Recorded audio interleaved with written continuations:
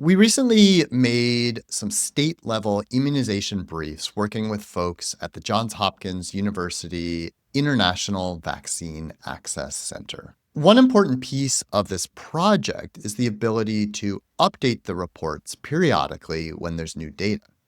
So, separate from the actual reporting process, we help them to make the data importing process as dynamic as possible so that they can simply run code to import new data whenever it exists. I want to show you one particular example of how we help them to avoid manual work and make the process of importing data as simple as running code. What you're looking at here is a website actually also maintained by the International Vaccine Access Center that looks at measles cases by state in the US. Now, initially, the folks at Johns Hopkins were doing this. They were clicking this Get Data button, and then they would copy the CSV that it downloaded into the report and then run some code to import it. But I said, you know what? You can actually make that even more dynamic.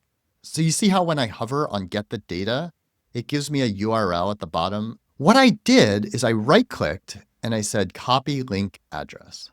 Then we read in that CSV. So you can see this URL is the URL that was over here.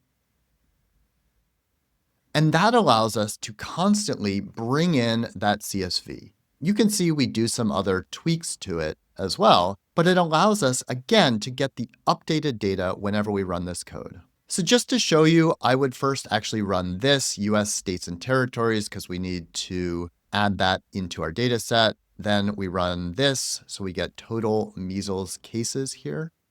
Hit that so you can see the cases for each state. And then we export that to a CSV. The one challenge we faced here is that the data doesn't actually say when it was last updated when we import it as a CSV in this way. So to do that, I went back and I looked at the website. So when I scrolled to the top of this page, one thing I noticed is that here, it actually gives us the updated date. It would be nice if I could automatically import that. And I can. Initially, I thought I could use the RVEST package, which is a great package for scraping data from websites. The problem was that the way the updated date is displayed actually uses JavaScript. And so it wasn't actually working in that way. So what I did is I'm actually using the Quarto package, which basically spins up kind of a session in what's called a headless browser.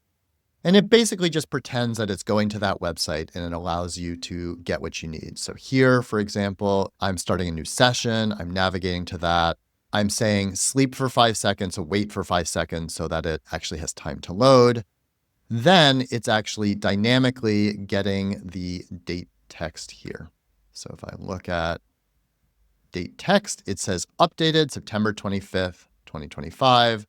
Next, I just remove the text updated. And then I have a value, measles case updated date, that I can write to an RDS so that in the report, so here I write it to an RDS. And then if I actually go over to the report and I look for that updated date, you can see that it's dynamically added here. Now, full disclosure, I don't actually use the Quarto package very much. I didn't know how to write that code. Use some AI, works great. The overall point, though, is that by writing code to import your data, and in this case, the actual updated date, you can make the process of regenerating reports whenever you need them to be regenerated as dynamic as possible.